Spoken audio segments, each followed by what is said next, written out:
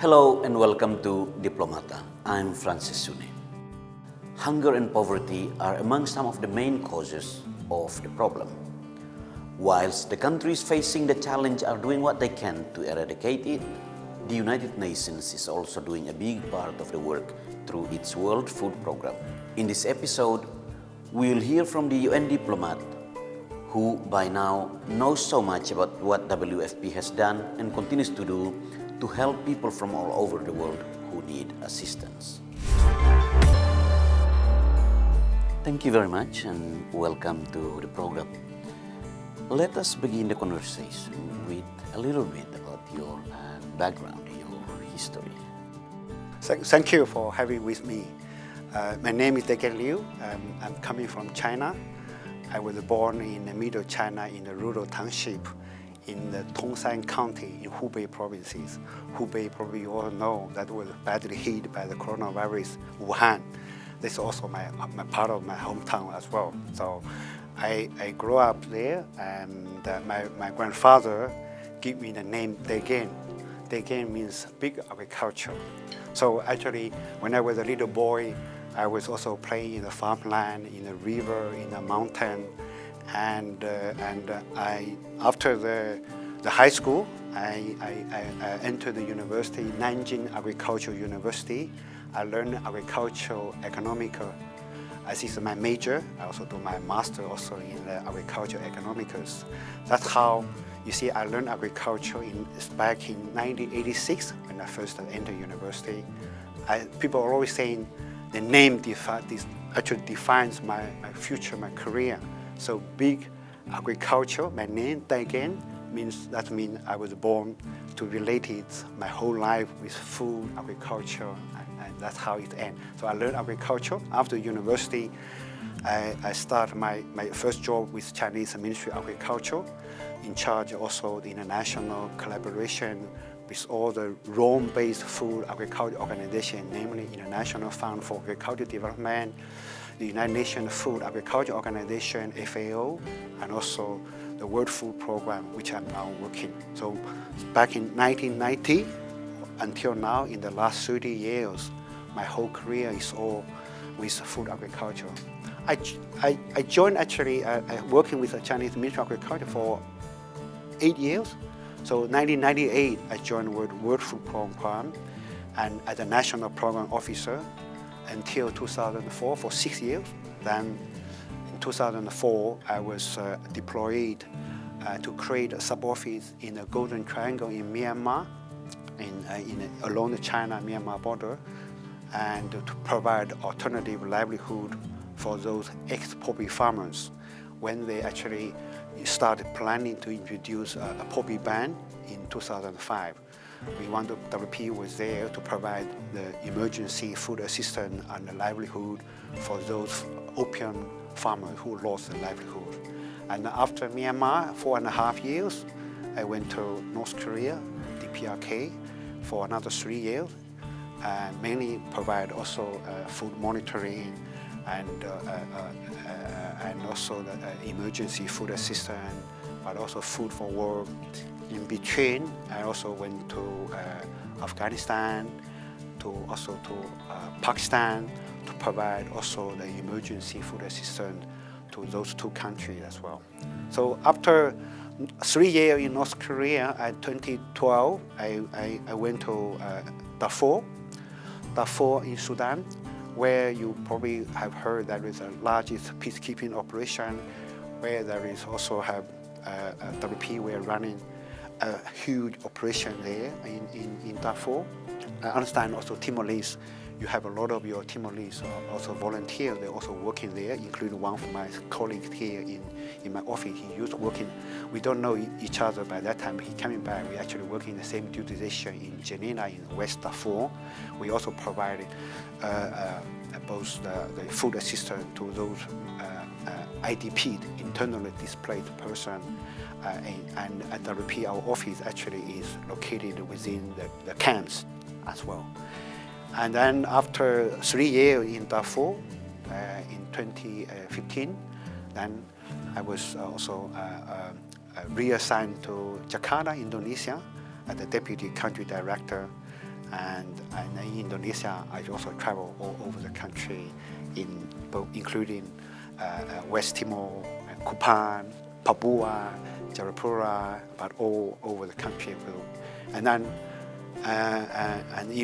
when I was in Indonesia, I was also temporarily deployed to Egypt, our regional bureau in Cairo, to support also the new generation of this, we call it country strategy planning, integrated roadmap program. And then in my last 6 months with Indonesia, I was deployed also to Myanmar again in the west border with Bangladesh as the emergency coordinator to support those Rohingya crises as well. So WP, we are there also provide an emergency response for those people impacted by the crisis. And then I finally end up my journey here. I'm not saying ending, but I'm here in Timor-Leste in April 2018 as a country director. This is my first time as a country director and WP representative within WP in my career as well. Well, you have been in some very interesting countries. Would you please share with us some of the most impressive or the most unforgettable moments, experiences in these countries you have been deployed to? Well, yeah, with my 22 years with the UN, I mean, of course, as a humanitarian organization, you have a lot of to share and to tell as well. I was working, for example, I started my international career in the Golden Triangle in Myanmar, where basically we are working a lot with those local, we call the ceasefire group. And for that, working there, negotiation, the humanitarian access is a key challenge, because basically they just reach agreement with the central government in Myanmar. The area I work, we call special region of Wa, where they remain their own semi-independent army forces, about 40,000 armies. So I'm trying to making friend with both sides of the local ceasefire group, but also the central government. I think I managed it very well to maintain good relations, to gain the trust between both sides. So I have good access for my team, go to the field, provide the support. But not only that, I think as one of the few UN agencies, I managed to also bring in also the international NGOs into that places with CARE, ADRA, I'm sure you know some, and Matisa, AMI, and you name it also. So we were there really providing the alternative livelihood, because when they have the radical poppy ban, those ex-poppy farmers, they are simple, they lost the livelihood. So we are there really provide the livestock. Some of the areas is, so when I come here to the mountain area, they don't have other sources of livelihood. So when I was there 4.5 years, we start some of the school feeding program there. We start some of the food for access program there. And then we managed to help the local poppy farmers, those resilient poppy farmers, to transit to alternative livelihood. Even nowadays, after my departure in 2004, the office is still running. Same office, same warehouse. I think the local leaders still remember me, so I start the office. That's kind of satisfaction that makes me very happy and with the UN. This is one of the examples I give you, humanitarian access in those conflict or a political sensitive area as well.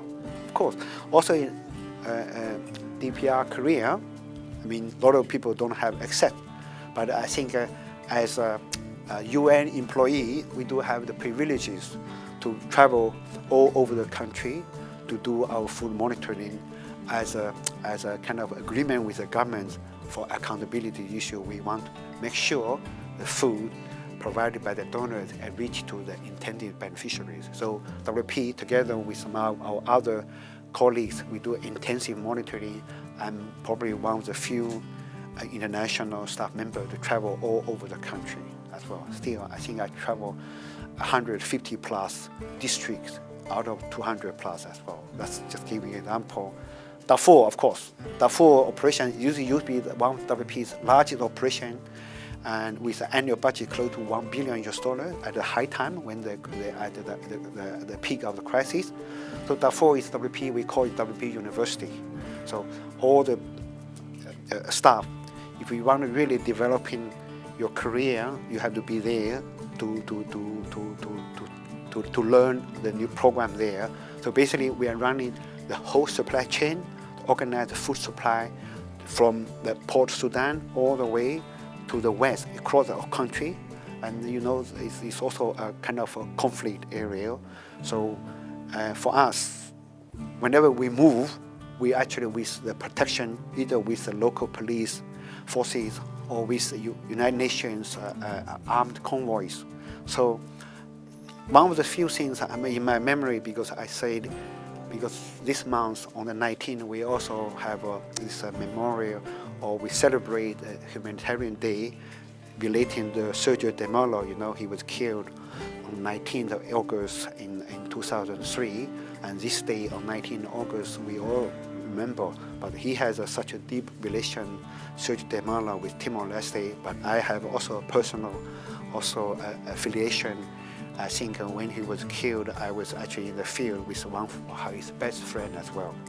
And so when I was in Darfur, we also have our regular contact with those peacekeeping army forces, but also police forces. They provide convoy, but somehow when they were implementing the duty providing protection for us, some of their peacekeeping soldiers was killed by the flash flood in front of our eyes as well. That's also a very sad experience, but also makes me feel very proud as being a staff member of the World Food Program, the largest humanitarian organization. In our headquarters, we have a memorial wall.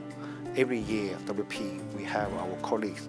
They were killed in their duty, in their way to the front line, to saving life, changing life, to help our people in need. That's how we saw the humanitarian spirit. And I'm very proud to be part of this great family, our World Food Program. Just to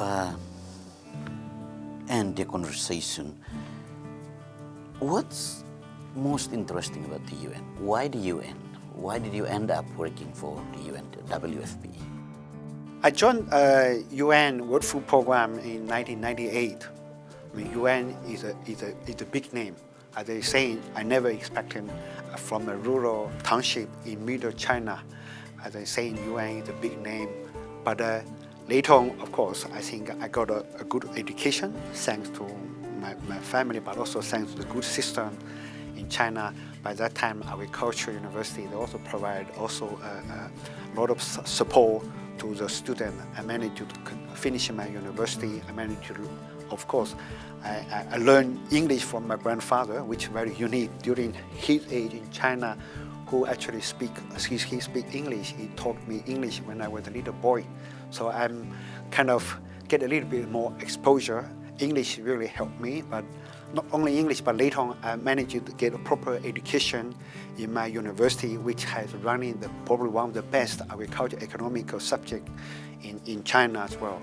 And so when I graduate, I managed to work in the Ministry of Agriculture, but I have a lot of interaction with my UN colleagues, either from FAO, for IFA, from WP, and then they inspire me to see how UN, such a big platform, provide a lot more people in need. Actually, my career step all over those 20 years prove that UN does offer you a big platform to serve a lot more people in need. Not only in China. I say in China we used to be a recipient, one of the most large recipient country of UN World Food Program, UN in general. But when China also graduate from the food assistance, also in 2005, so we were also being pick it up by our headquarters in some of those China experience, China solution, maybe can be also be applicable to some of the countries in similar context. I'm very happy to also to offer what I've been learning, what I've been observing inside China, some of the best practice I can also share it with those other countries I served before. Thank you very much. Thank you very much for staying with us on Diplomata. Tell us about WFP Timor-Leste. What are you doing these days? WFP, we have been in Timor-Leste for the last 21 years. We started our operation in 1999 with an emergency food assistance for those internally displaced persons. We provided emergency food assistance. And then later on, WFP, we also moved to the food for asset, food for training. WFP, we are very proud, actually, WFP, we started the school feeding program in 2005. I think later on, 2011, the government took over and is scaling up the national school feeding program, which is still up running at this moment. And WFP, we also provide nutrition support for the pregnant lactant women and under 5 children, which also last year WFP we hand over back to the Ministry of Health as well. So with all the, I want to congratulate Timor-Leste government actually making so much progress in the last 20 years since we're here and becoming a low middle income country. So WFP, our operation here slowly also transit from direct implementation to the enabling implementation. I mean, we are trying to reduce our part for direct food handout rather than provide more technical assistance, capacity strengthening, and policy advice to the government to enabling the government to implement their own national program, similar as the National School Feeding Program, which we're working, also the National Nutrition Program, but also other social safety net program which the government is implementing. So more like enabling to working more with the government counterpart, the line ministry to do capacity building, maybe also in the policy advice as well. So this is what WFP we are doing now. We do have maintain regular contact with the government.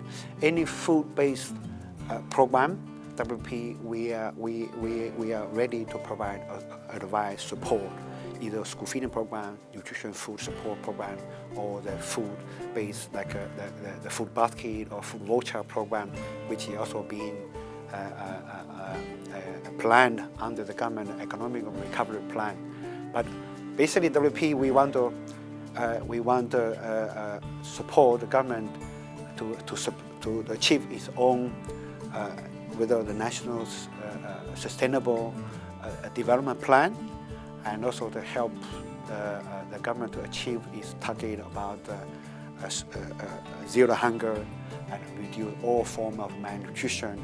You can see actually in our background that we are actually definitely we want to also help the government to promote local production, but local also consumption to make sure all the locally diverse nutritious food are available to the general public. So we can reduce also the malnutrition, which is a big issue everybody was talking about in Timor-Leste as well. Who are your counterparts, direct counterparts within the government of Timor-Leste? Of course, our major counterpart still will be MONAC, Ministry of Foreign Affairs. They actually, this is our entry point. But this technical ministry, we do work with the Ministry of Health. We also work with Ministry of Agriculture and Fishery. We work with also Ministry of Education, Youth and Sport. We also have some working with the Ministry of Social Solidarity, and the last also the Secretary of State for Civil Protection for the disaster response and preparedness as well. You may know, recently you may know WFP under the COVID pandemic period. WFP actually we scaling up our support mainly on the supply chain side this is the strength WP has been developed over the last 50 years. WP we came to exist in 1963, and WP we are so proud to running a chartered flight since 14th of June, connecting Delhi to Kuala Lumpur, and through Kuala Lumpur to the outside world as well, either to Japan, to Doha, to China, all over the world. So we are running these common logistics services on behalf of the whole UN system. So far, we're managing to provide passenger service to 302 passengers, bring in and out. And also, most importantly, we also bring in the critical and essential medical supply for COVID in partnership with World Health Organization and other sister UN agencies as well, UNDP, and so our aviation services. We had managed to bring in close to 400 kg of cargo, light cargo, and we'll continue our flight in September, 3 flights on the 2nd, 15th and 30th of September. We hope we will continue our service. Whenever there is a requirement, whenever the commercial flight is not operating, and also if the funding situation allows, we would like to continue our flight linking, provided there's a bridge with Delhi to the outside world. What about the non-government entities? Do you work as well with the civil society, for instance? Or? We used to. I mean, back in 2016, we work in also the international NGO and all our local NGOs. And only the current country strategy plan, because we are more working on the capacity building, policy advice, technical assistance. So we are working more with the line ministry.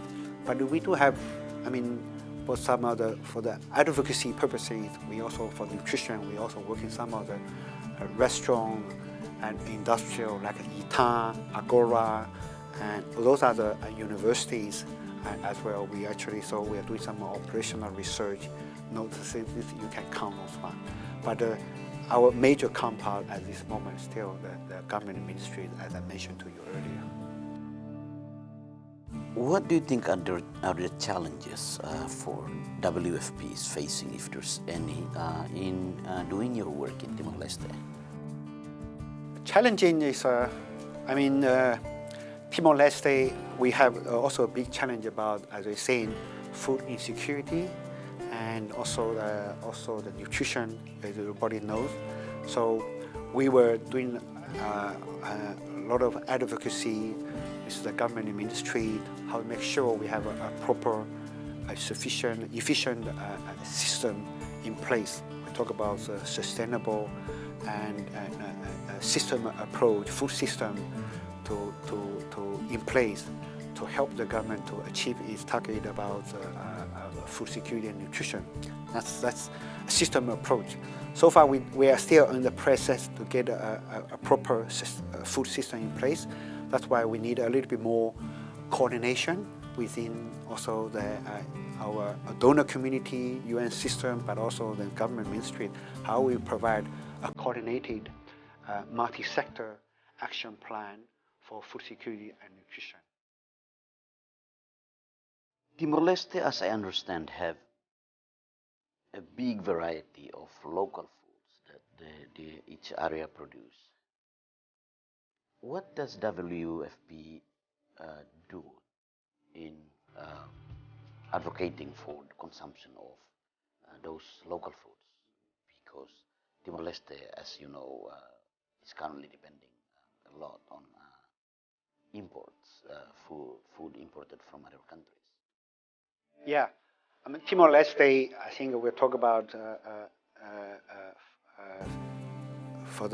there is a variety of food available, but also the challenges. Those are the variety, nutrition value, not necessarily well known by the general public. There's a lot of misconception. There is a cultural taboo about what to eat, what to not eat, and also the frequency of the meat. You don't generally see in the country there is a energy index problem. Nobody really died of hunger, But Timor-Leste, the big challenge is we call there is insufficient intake of protein, either plant-based or animal-based. Namely, that means meat, fish, and other beans. Those are the very protein-based. And also there is a general lack of micronutrition deficiency. We call that a hidden hunger. That means that's a big challenge in people don't recognize that as a big issue. Because for me, those are hidden hunger, the lack of protein intake, lack of macronutrition, key mineral, key vitamins, that also have a big impact on the people's human development as well. So I thought that also big challenging. But we are willing to also working with other sister agencies, donor community to do also more advocacy, how we promote local production, as we say, local consumption. And we have done some initial effort. So WP, last year we worked with other UN agencies, with FAO, UNICEF, WHO. We do a field nutrition gap study, and then that study is showing Timor-Leste, there is between, we do in 6 municipalities, the results showing between 63 to 85%, 63 to 85% of the population cannot afford to a nutritious diet. That means meeting their, not only the energy intake, but also the nutrition, the protein and macronutrition requirements. That's a big alert. I'm happy that with this report, it has been well accepted, and then the technical line ministry, they all come with an agreed action plan in terms of, for example, the school meal program. The government agreed to increase the transfer value from 25 cents per meal to 50 cents. They also, Ministry of Social Solidarity, they also increased the transfer, maybe some more the cash assistance as well. And I think that we need really a coordinated multi-sector approach to addressing, those challenging as well. You mentioned some of the steps that have been taken in improving the problem in Timor-Leste. What is the hope for Timor-Leste to improve in terms of nutrition? Because Timor-Leste is still having problems of malnutrition throughout the country. What is the realistic hope for Timor-Leste? Timor-Leste, first, I think Timor-Leste people are very resilient. I've traveled to all the 13 municipalities. I enjoy so much talking to the people, to the kids, school kids, to the parents, also the pregnant women as well. And I think the government also aware of this challenge about food security and nutrition as well. They have a political engagement, commitment to trying to help the people in need. So that's how I think that's the foundation we are working with the government as well. So we do hope with all the UN, if we can really have a coordinated approach, I think we do have a chance to achieve our SDG goal, I think for both for the food security and nutrition as well. Within the UN system, there are a number of organizations. So how does WFP fit in the big picture of the UN system, especially in Timor-Leste? Yes, every UN, they have their own mandate. We also have a clear division of labor. So WP, we are mainly focusing on the advocacy for food security and also nutrition. That's how all our work is concentrated on those areas of food security and nutrition. We have a special area of expertise in terms of food-based solution, as I mentioned to you.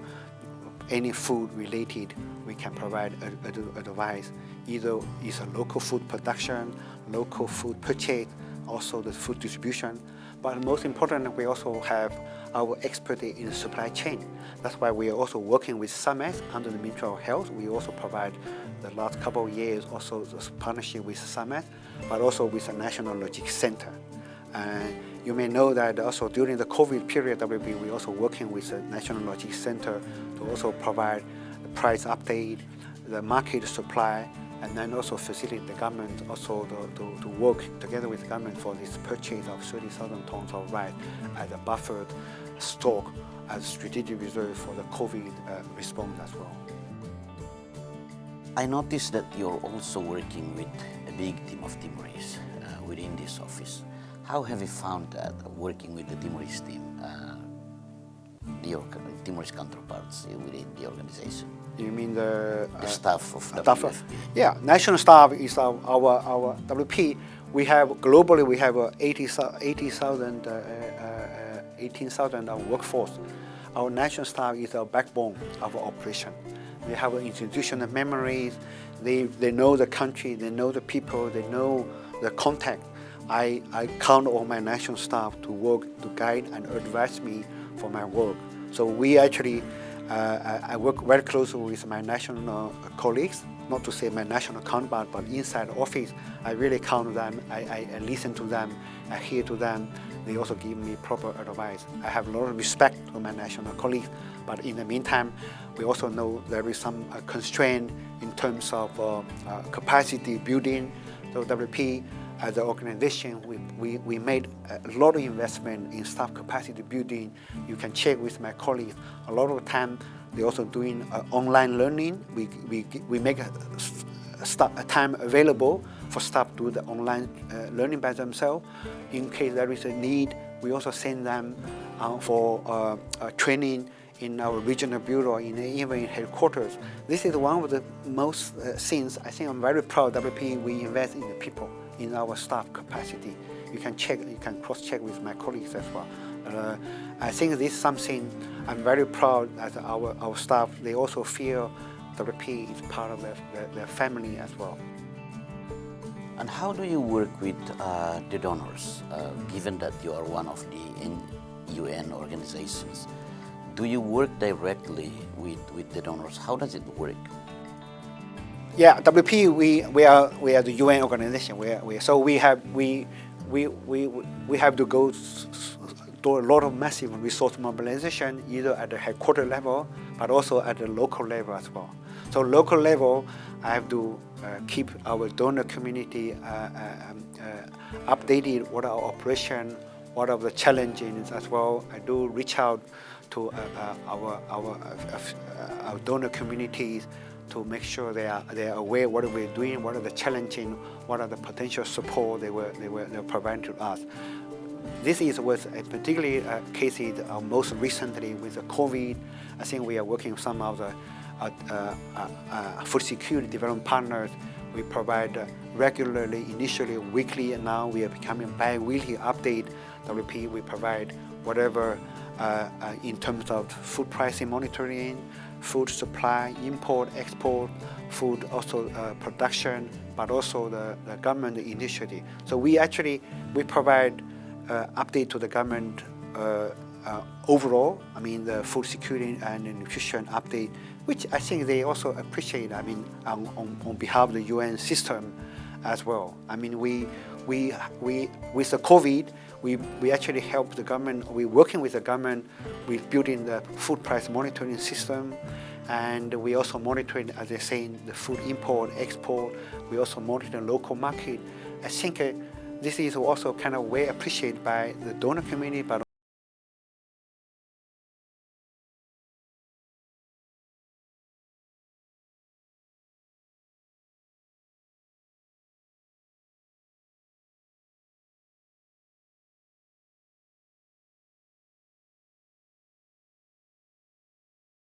yeah, you can call me a diplomat, but I always say UN World Food Program, we are the front line of all the major emergencies you can see. So we are always there working at the front line, saving life, changing life. That's all this is our WP. We have a culture we can do. We must get done. This is a culture that we can do. Initially, as I give example, when I started the WP Aviation, the flight, nobody believed me. I said, we will make it happen. I know it happened. That's also a big satisfaction. We can provide the critical need when there is a need. We can provide critical support when there is a need. That's something I'm very proud of this one.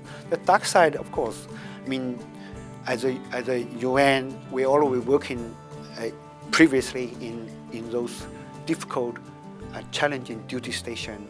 So you have to somehow experience and get used to the loneliness by yourself and working and supporting each other as a family. This is a key part. How do you maintain a good balance about work and life?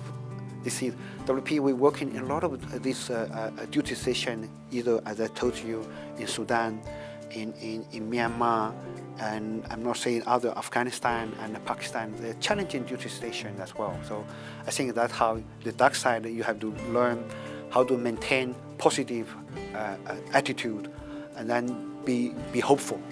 Let's say we always be hope. We will have tomorrow will be better day. That's also I think how we can adjust ourselves to be. So in that regard, I'm trying to be our man of positive, bring positive attitude to the organization, to my staff, so I can be always be there to support. But my organization also treat us pretty well. They provide also support, whatever they need in terms of not only the work-wide but also life-wide, provide the support to us to make sure we also in working in a healthy and environment as well. Thank you very much. This has been a very interesting conversation. Thank you. My big pleasure. Thank you for giving us your time to do this very quick interview. Can you tell me your name, please? Thank you for this opportunity. My name is Anastasio Soriano. And what is your position in this office? Currently, I'm as Program Policy Officer. And have you occupied a different position before? Yes, I've been working with WFP since 2009, in more than 10 years. And then I've been assumed take different roles and different responsibility. And I've been assigned 3 times as a Country Director OIC, which is the Country Director given the opportunity and to the national staff to lead the country office. And so what is your current work on a daily basis? What do you do? Okay, basically I'm as a focal point. I'm as a side of Program Policy Officer. I'm activity manager for Activity 3 because in our country strategic plan we have 4 activities. We have Activity Manager 1, Activity Manager 2, Activity Manager 3, and Activity Manager 4. And then I'm taking responsibility for Activity 3, which is basically to support the national and the government, especially for the school feeding program. With the government, who do you work with? Who are your counterparts? Yeah, our counterpart basically with the Ministry of Education, Ministry of Social Solidarity, Inclusion, and Ministry of Agriculture and Fishery. And then we also work with the Ministry of Health for here for my position, because I'm as a focal point for the school feeding program. I've been dealing directly and closely with the National Director for Social Action for School, which is they're responsible for school feeding program. And right now we are in the process in reviewing the school feeding manuals, and then also WFP in planning to do a pilot project in 5 schools that we're planning to do as soon as possible.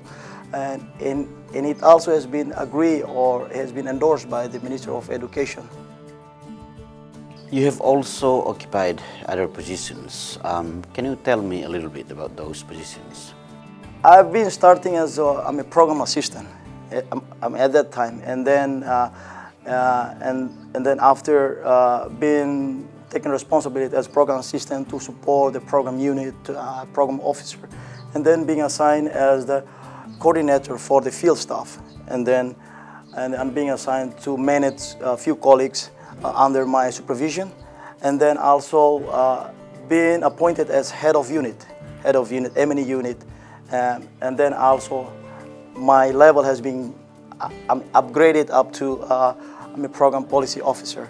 I'm currently, and then when the city or the deputy country director is not around, I've been assigned as OIC for the country, as a country director.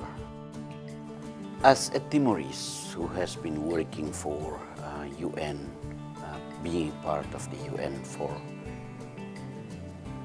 a long time, what have you learned from your experience? Yeah, I've been in the process, I've been working for almost 10 years with WFP, and I learned a lot with the different management, with the different expertise, and I've been dealing with different style of people. They are come to teach you how to coach you to do you to perform better your job, and I've been taken slowly by slowly, step by step, to learn how the things are fit into the to the program, and finally I'm but still learning as well, and I think I still not reach the level that I want, but I still want to continue learning and learning. And with your current country director and representative, what can you say about him?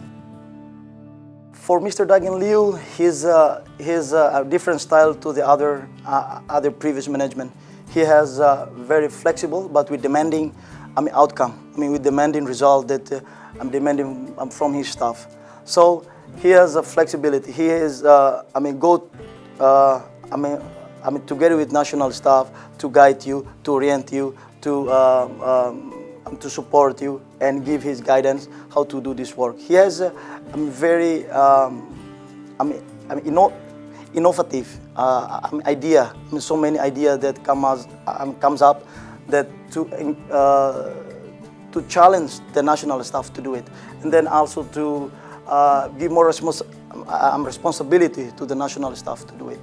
And then he also wants to nationalize all the position, to be nationalized in different positions, like head of unit or activity manager. So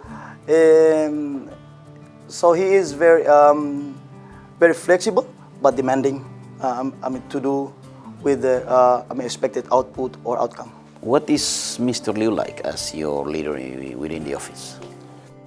As the leadership, he has brought us more spirit. We can work we can perform our work independently. We can do our work flexibility. But again, this is something that he always follow up you, and then always to to get in the right time, or to get based on the deadline that has been expected. So as I said, that he is very flexible and demanding to the result orientation. And then aside of office work, he is very energetic person. He has been involved in various sport or various various activity. He's been arranging us to going around with him for hiking, to going around with us for pushing up to get pushing competition, badminton competition, and then also do some challenging that aside of in Chinese, that every time when we have like a dinner, we have to taste that Chinese wine, and it's very strong. And so this is one of particular things that I've been working with Dagin Liu so far, and then he is a very nice guy, and then also very supportive to the national staff as well. Thank you very much. You're welcome. Hello, how are you? Good, thanks. Can you tell us about yourself and your role? Okay, I'm Inácio Zero Santos. I'm as a field support unit. So working with WFP since October 2006 up to now as a field staff. So my daily work is every day dealing with WFP cooperating partner in the field, in municipality level, in school level, and also in ALDEA level. So as you can see, WFP is saving life and changing lives. So our presence in the field is very supportive to make sure that the program that implemented in the field is going well, and to avoid the food that WFP and Minister of Health distribute to the field is going directly to the beneficiary. As you know, that WFP working together with Line Minister, Minister of Health, Minister of Education, Minister of Social Solidarity, and also Minister of Agriculture. So we have some program, joint program implementation with those ministers. So like Minister of Health, we have a TSFP program back to 2015 to 2019. WFP joined with work together with Minister of Health, implemented TSFP, we call TSFP, targeted supplementary feeding to mom moderate acute malnourished in 6 municipalities, because based on DSS survey shows that those 6 municipalities with high number of malnourished. So Ainaru, Bobonaru, Kovalima, Dili, Hermera, and Oikusi. So these 6 municipalities, Minister of, based on the survey, saying that those municipalities, they have a high number of malnourished. So WFP working together with Minister of Health implement the program in those 6 municipalities. And now the TSFP we hand over to Minister of Health on 2019, and now WFP only with the capacity building. So and for Minister of Education, we also working together with Minister of Education to implement the school feeding. Currently, we have select 5 schools in Delhi to implement the homegrown school feeding. So the process is ongoing. Hopefully, within this year, we will, before the end of this year, we'll implement the homegrown school feeding. And for Minister of Social Solidarity, WFP also working together with the Minister of Social Solidarity. We support them, and I'm as a field staff. At the time, I work together with the MSSI staff in Manufai municipality to provide the training to the line minister to implement the cash distribution in the municipality level. And also in Minister of Agriculture, we also working together because we have the agriculture have a problem with the fall armyworm. So this was happened on February to March. So we work together, WFP, FIO, and also Minister of Agriculture. We do assessment for fall armyworm. So as I've mentioned, we have success activity that with those ministers. You are one of the longest standing staff within WFP. Would you please share with us some of your best experiences, and if there's any, some of the worst experiences working in this organization? Okay, the worst experiences is on 2006 when the crisis was happened. You know, I was working with WFP as a farm field farm food aid monitor. So WFP working together with the Minister of MSSI at the time, and we together with the MSSI bring food to the IDPs camp, and we distribute the food. You know, at the time the food was not enough to the IDPs. Then the IDPs was make a reaction. So at the time we faced a problem in Metinaru camp. So it was my bad experience because they are trying to fight us. So they use a bad war to treat us. So at the time, this is the bad experience that I have feel during working with WFP. The good experience is because I work with closely with various colleagues from outside, from other country. So it's like learning by doing. So I was joined WFP. My English is very bad at the time, on 2006. But because, as I mentioned, learning by doing, we have more colleagues coming and going. So I get more experience from them. So now, almost 14 years working with WFP. You have been working with Mr. Liu as your country director and representative since he first came. How is it like working with Mr. Liu? Yeah, Mr. Dagen Liu, as a WFP country director, he is not my direct supervisor, but mostly I work closely with him because he's very enthusiastic to visit the field. If he have a plan to visit the field, then I will communicate with our cooperating partner in municipality level or in Aldia level to bring him to the site. As you know, WFP also support Minister of Health conducting the cooking demonstration in Siska level. You know, once we conduct the health staff do the cooking demonstration, Mr. Dagen Liu, he come to the kitchen and he tests the food. So showing to the beneficiary that the food is good for you. So this is not, so this is like encourage the beneficiary to test the food. And outside of the work, sometimes if local staff, they have some social event, or if we invite him, then he will going to attend the ceremony or the event. I was from Bokau. At that time, my son was getting baptized, then I invite him.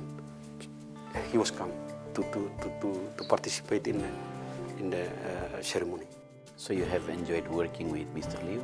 Of course, I have working with almost 6 country director, but he's the one I'm working closely.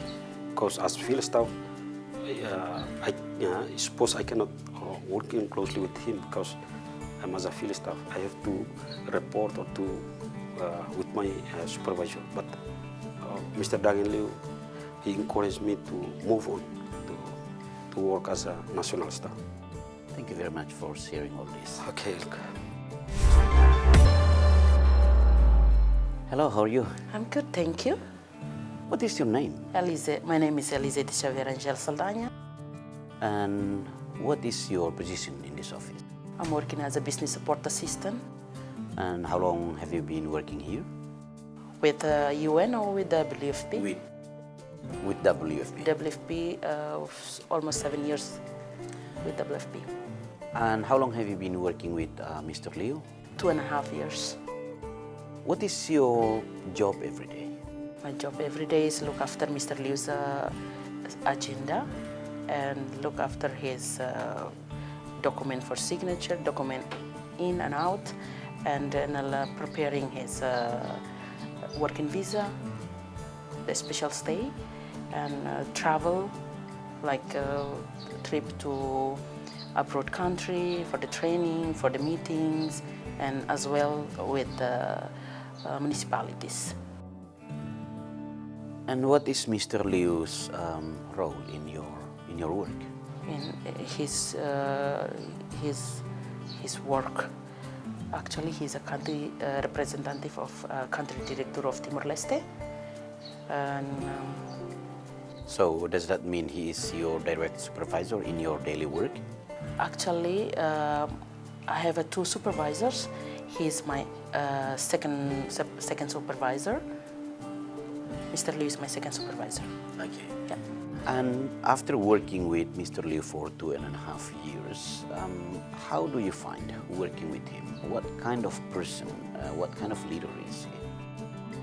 I can tell you that he's a very good country representative because he's very supportive staff, encourage staff to attend the training if there is an opportunity for the staff. And how do you find him working with the rest of the UN system outside the WFP office? Actually, he's a very flexible and he's very fun guy and very socialized person and very how do I say? Socialized, very friendly, and then very respectful. Yes, with other agencies.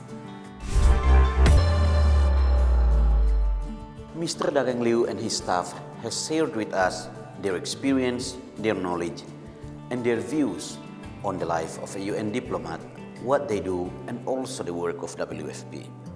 Thank you very much for watching. I hope you have enjoyed the program, and I will see you on the next episode of Diplomata. I'm Francis Suni. Bye for now.